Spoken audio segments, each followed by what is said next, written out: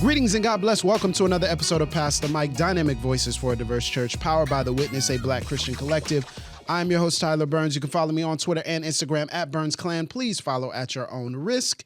And joining me, as always, is the founder of The Witness, very extensive bio, the man, the myth, the legend, the two-time best-selling author, the book award winner. You can find him at jemartisby.substack.com. Mr. Blue Check verified himself, Dr. Jemar Tisby. What's going on, brother? Man, I appreciate you shouting out the jemartisby.substack.com. It's great that you're saying it so that other people can find it at jemartisby.substack.com and they can subscribe for free or paid if they want to at jemartisby.substack.com. Are you okay? Like, is this, do you get paid for a certain number of mentions? Like, is that what's going on? You know, just the rule of threes. I'm trying to make sure folks hear it.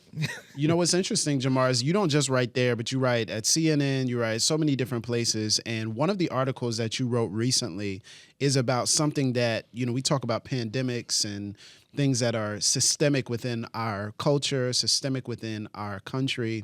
And one of those things is the unfortunate reality of mass shootings. And one of the things that I've been wrestling with is, what is our response to this? And specifically, what is the Black Christian perspective on what we're seeing as this proliferation of mass shootings? Or I should say a Black Christian perspective, because we know there's so many. But you wrote this article, and I want to highlight this article because there have been so many high prominent mass shootings over the past few months. And I don't know the numbers specifically, but it seems like it's every week or every other day, or those Twitter updates and alerts, those news alerts on the phones. It's just consistent and constant. And it seems to be increasing, feels like. And so have you had the same feeling? You know, because I think I want to be careful. It's one of those things like, you know, the Black Lives Matter movement. It's one of those things where it's commonplace for people to feel this and say this. And I don't know if they're really feeling it or if they're just kind of riding the wave of other people feeling it. So you've really felt emotional about this, because I've increasingly, I think over the past year, released that numbness and really allowed the pain to come back.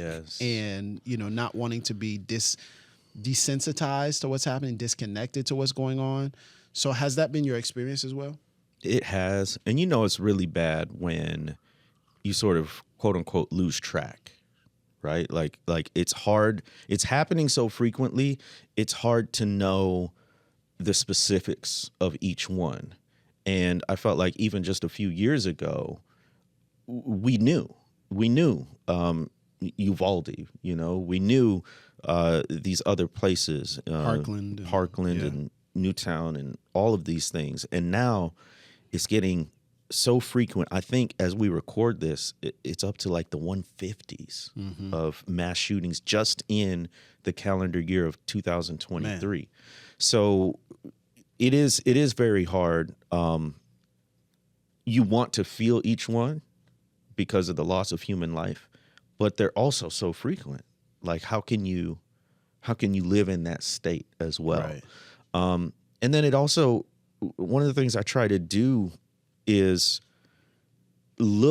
try to detach from being inside of it and look from a more 30,000 foot view at what's happening. And consistently, I've heard from people from other countries, like their impressions of the United States are that we're rich, that we do enjoy certain freedoms that a lot of folks don't in other countries.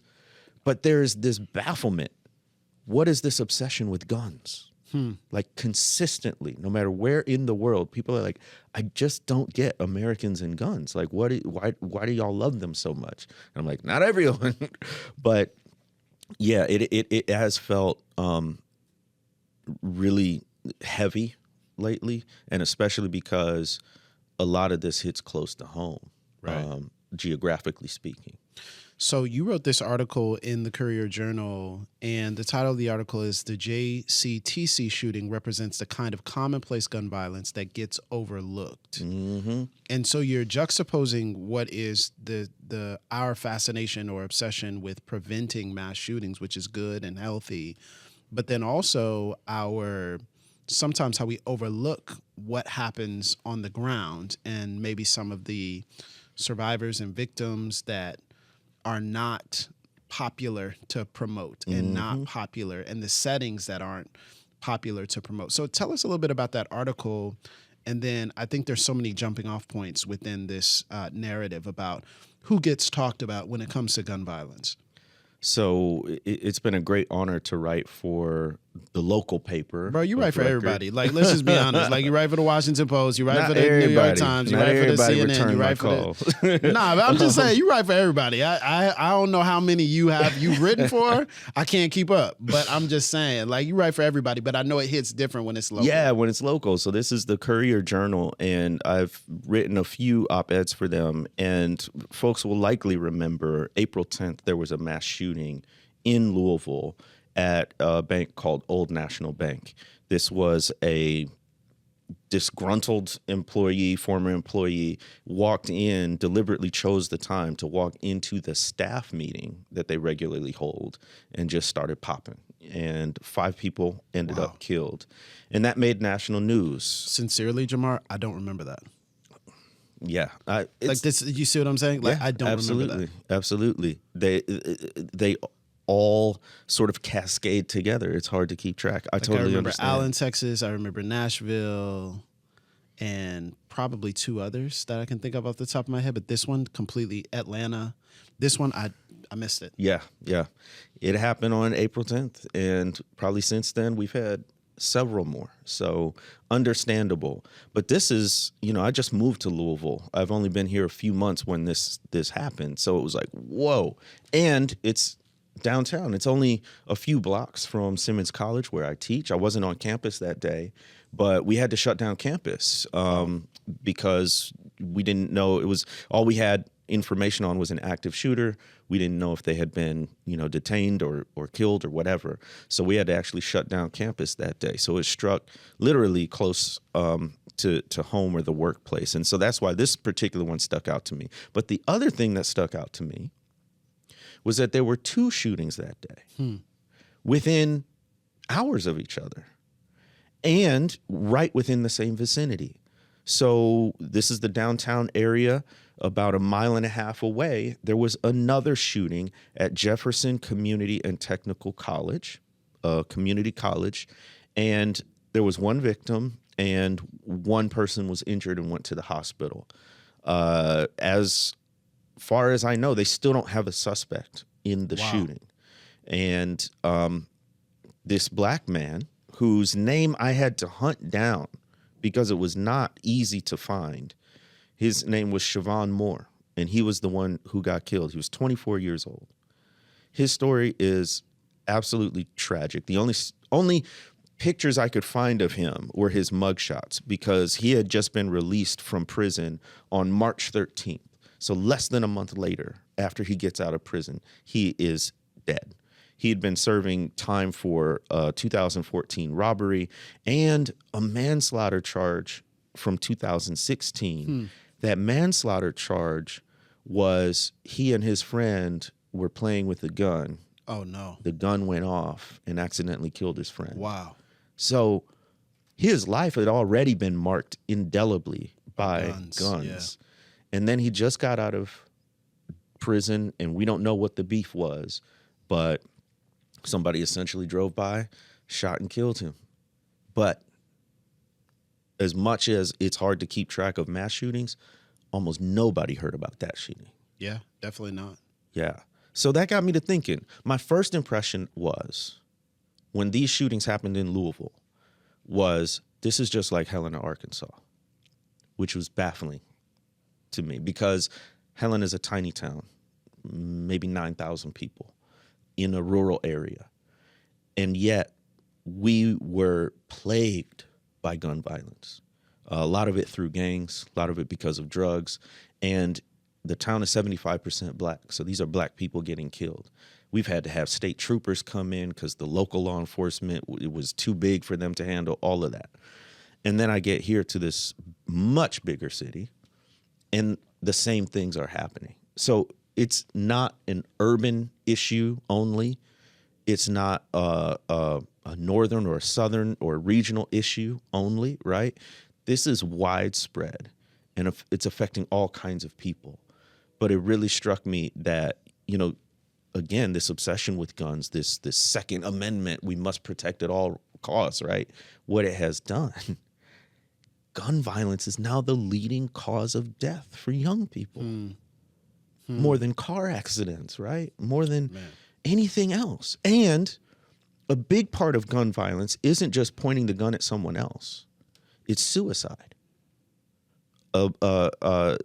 That's a very preferred way of going out for a lot of people contemplating ending their life.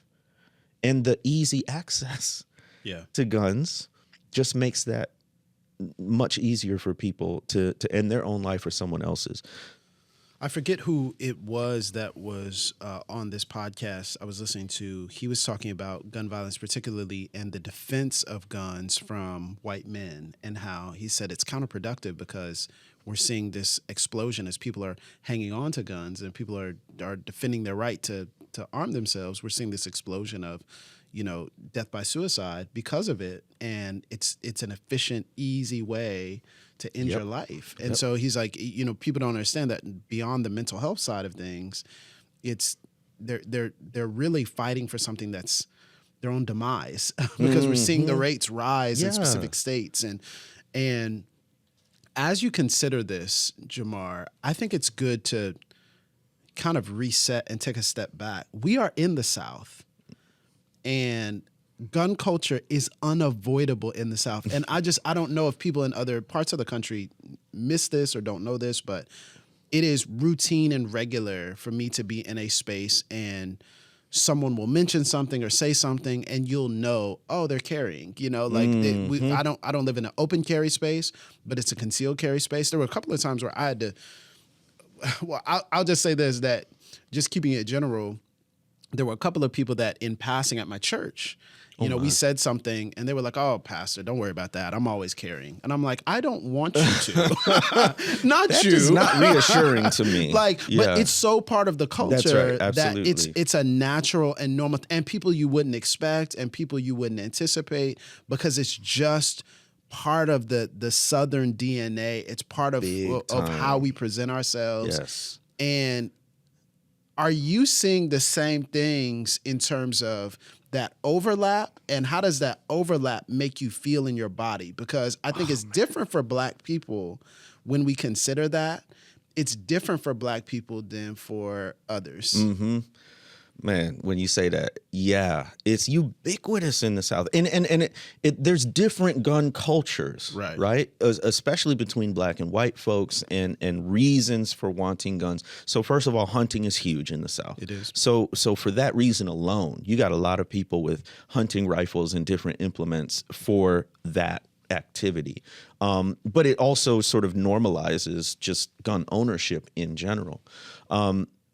But the impact, like when you say when people are packing, I remember sort of the first time I was exposed to essentially open carry. It wasn't even in this country. I was studying abroad in the Holy Land, and we would go between the West Bank and places in Israel. And I remember being in Jerusalem, and they have compulsory military service starting at 18. And I remember walking past a coffee shop, and it had these outside tables, and there were some IDF, Israeli Defense Force soldiers there. They were young, late teens, early 20s. And they were sitting there with a cup of coffee and a semi-automatic rifle just strapped to them. Yeah. And I was like, it was the juxtaposition of something so normal, something so, unoffensive, unobtrusive, like a coffee shop, and then somebody there with a killing machine, and the casualness of it. Right. It was just out. It wasn't like they were standing guard. They were sitting down having coffee. And I remember how jarring that was. And that's still how I feel, because I have lived in open carry spaces. And I don't know what's more disconcerting, open carry, concealed carry, right? All I know is concealed, so I don't want to live in open. I don't want to know what's going on. It is it's jarring still to me. So, and then we have to get into who gun laws are for. Okay, so let's take a break, and then we're gonna wrap around and come back and talk about who gun laws are for right here on Pass the Mic. Hey everybody, this is Tyler Burns, and I want to thank everyone who has supported the Pass the Mic podcast. We literally could not do this work without you. If you have prayed, if you have shared, if you have downloaded and subscribed, thank you so much. And I want to give a special shout out to our patrons. You can become a patron today by going to patreon.com/passthemic, and for just $1 per episode, think about that. That's $4 a month. That's 1 cup of coffee per month. You can support our podcast and the work that we are doing.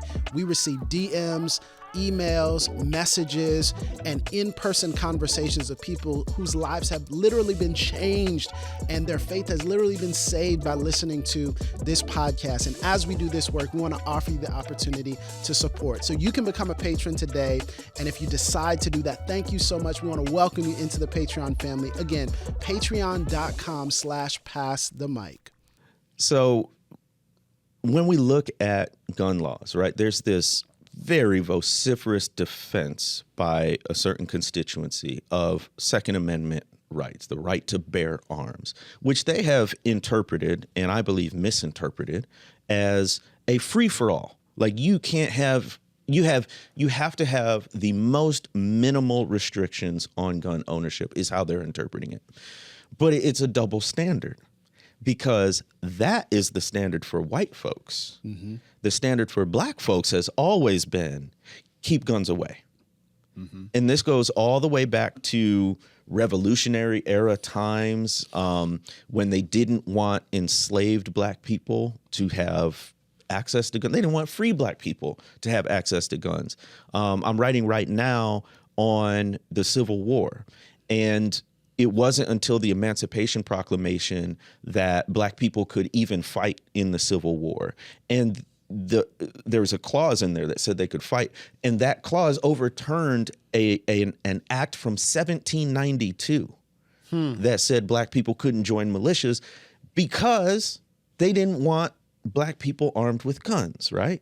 So it's a very old history, but it also is a much more recent history. So, of course, the Black Panthers. Right. It was a wonderful demonstration of the double standard when black people said, okay, here's the law. We can open carry here. We can use guns in our self-defense. Well, we're going to do that.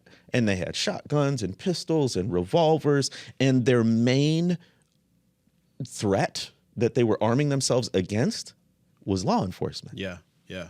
Isn't that interesting? Yeah. And actually, they even made a law in California to restrict that. That's when they started pulling back on gun rights, is when black people started to openly arm themselves and say, if you coming for us, just know we're armed. So this is what's interesting. So the laws are not designed to benefit us, but then the violence itself disproportionately affects us.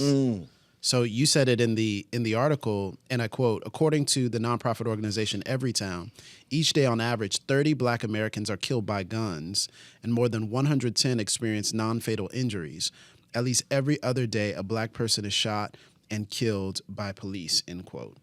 And so what we're every other day. This is by police. Every other day. At least serve and protect. That we know about. That we know about. Based upon the documentation that we have and that was given to us, which we don't know if we can trust. Mercy. And we have no reason to trust. Right. So you have a situation like Ralph Yarl, and you have a young man who knocks on the wrong door. Mm-hmm. And without any sort of conversation or anything, he's shot. Shoot first, ask questions later. He's a black man. And would have been, if not for, thankfully bad aim, right, would have been killed. Yeah. Just because he wanted to be a good big brother. And then you have Buffalo, right? Man, where there's a mass shooting. About Buffalo. And that's the thing, is that's not even in our conversational rhetoric about mass shootings. It's Uvalde, and it's now Allen, Texas is going to kind of be in our Parkland and Newtown, and as well they should be. As well they should be. I'm just saying it's not part of it to even have a racially motivated. It was racially motivated. Yes, it is not part of our conversational rhetoric when it comes to violence. It's that phrase, Black Lives Matter, has such application to gun violence in particular. Because when it comes to the victims of gun violence, whose lives really matter in terms of the laws we enact or don't enact, and even simply in terms of who gets attention. Talk about this a little bit more. So that's what struck me in the Louisville shootings, right? Like if you looked up Louisville shooting just right now, the mass shooting is going to come up, right? And on one level, I understand that. There's more victims. But you're going to have to dig to find any information about Mr. Moore, the other victim. And it seems as if our sympathy, our empathy is reserved for mainly white victims, although in mass shootings, you get a lot of different people killed. But when black people are killed, the way it's handled, the conversation isn't about we need to change the gun laws necessarily. It's about black criminality. It's about black on black violence. It's about why.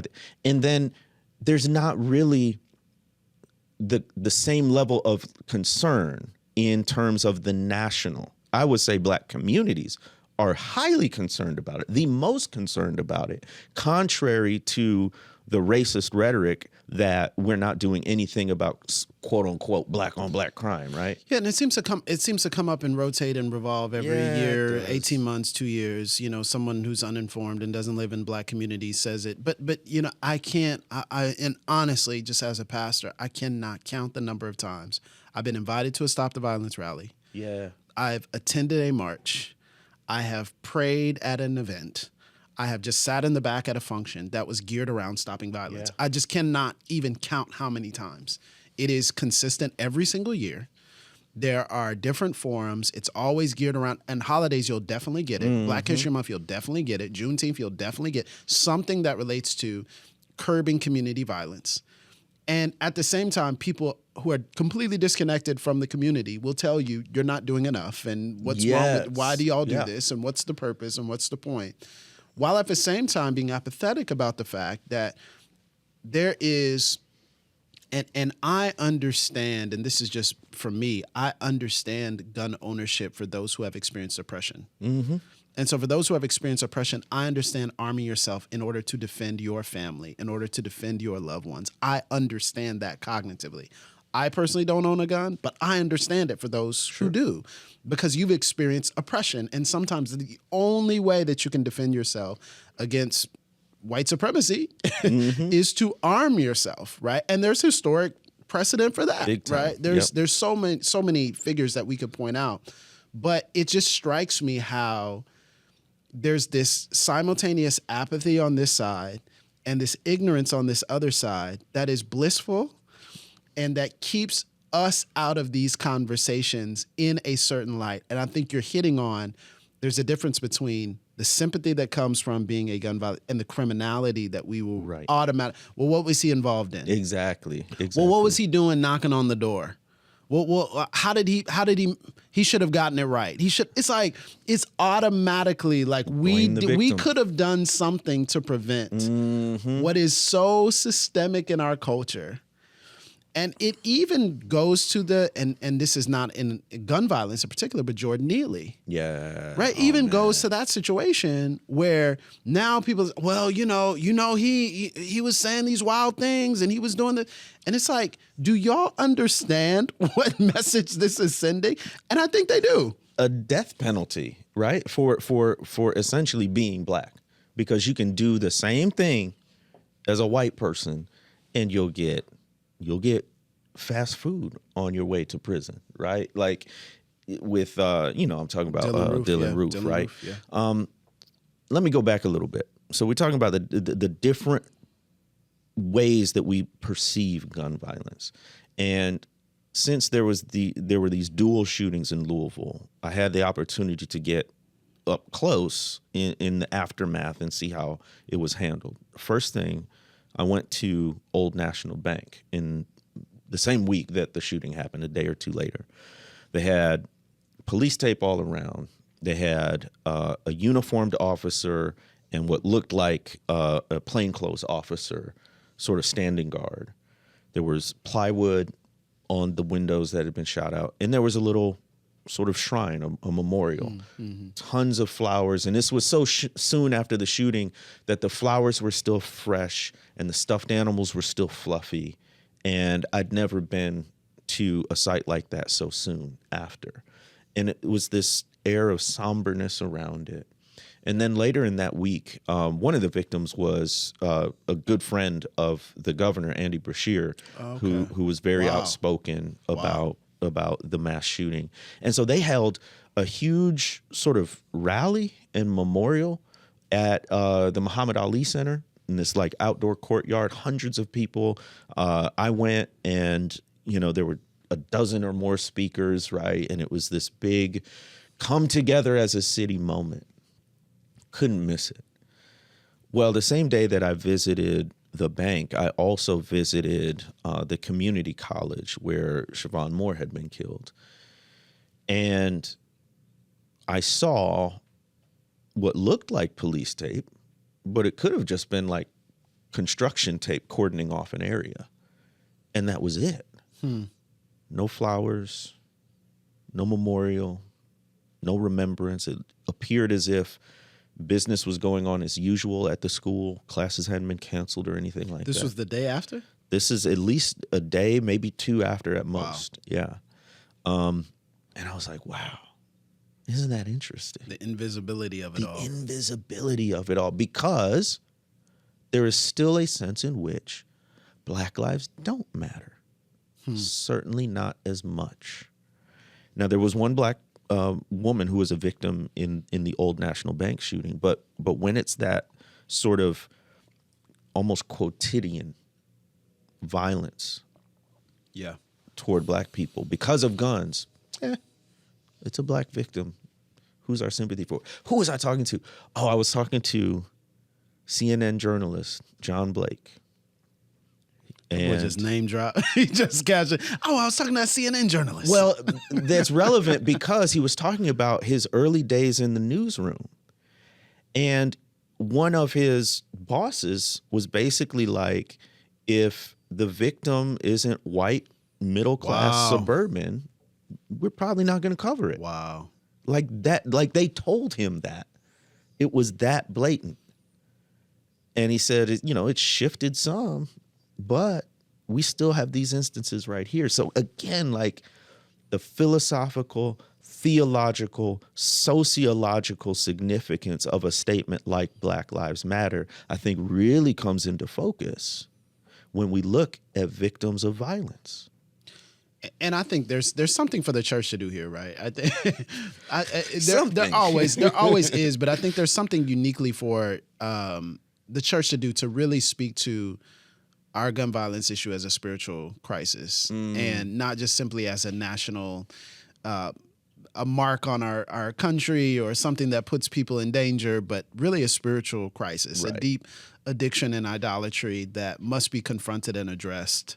That so often in these conversations, I hear what King called pious irrelevancies, right? Like thoughts and prayers. But also like this also this context of in my circles, very generalized comments about the wild things that the enemy is doing in the country, So it's like the enemy is stirring up strife and is just wreaking havoc.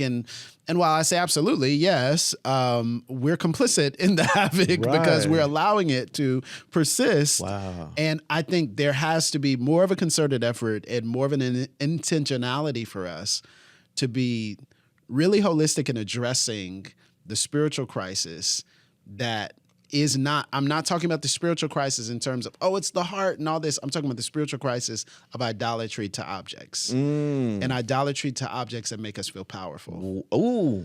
And I think that is imperative, that there needs to be, and I'm sure people have done it, but really a theology around this within Black communities, because it is so often connected to,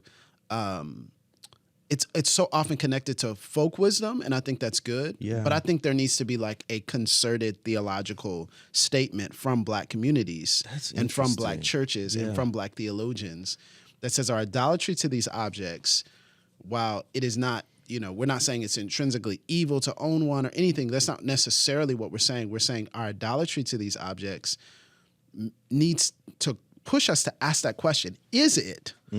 Should we? And does the church come together and say, we will not, as a result of perpetuating this culture of violence? That's incredible. That disproportionately affects us. Yeah, these are our people. These are our children. These are our children. And then, as they were saying in Tennessee, we defended your children too.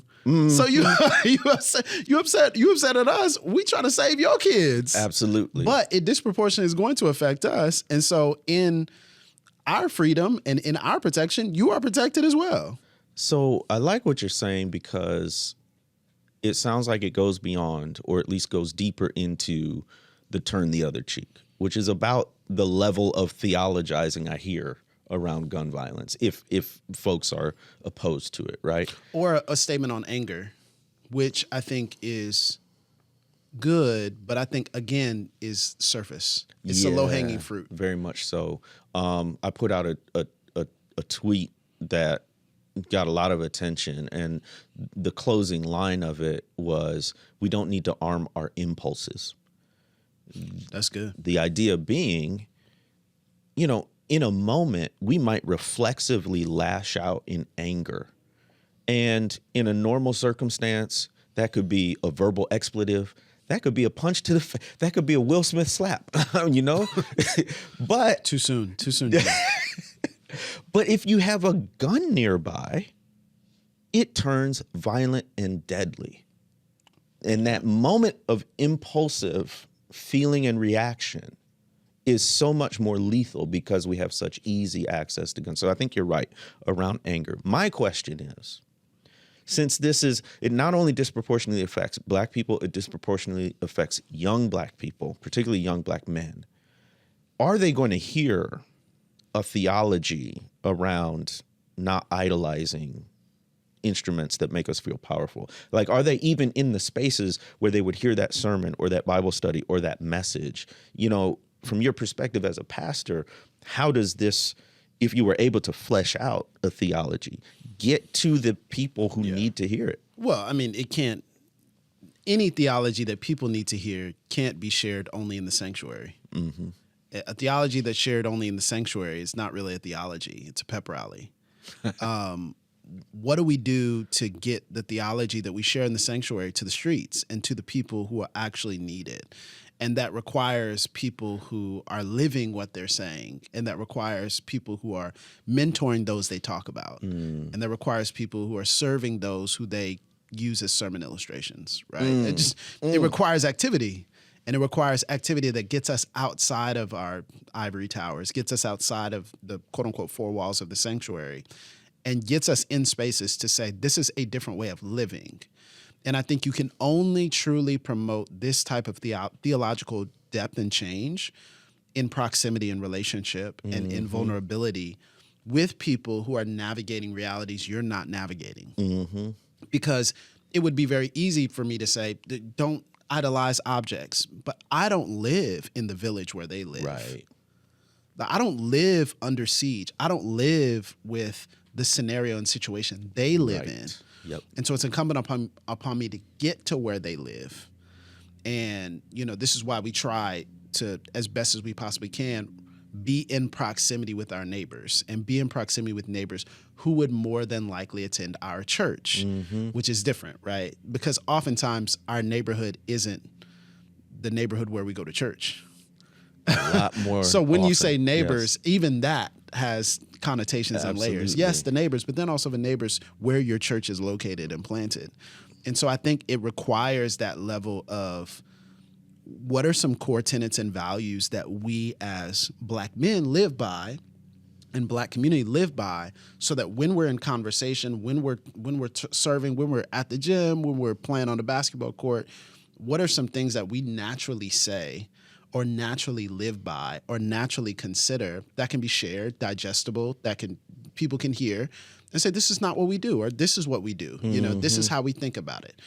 Or it's good to remember that we're all Whatever it is, I think there needs to be the arming of that. I think that's part of discipleship, right? I think that's part of discipleship when it comes to misogyny. I think that's part of discipleship when it comes to homophobia. I think that's part of the discipleship when it comes to treating people, our neighbors, on the margins very well.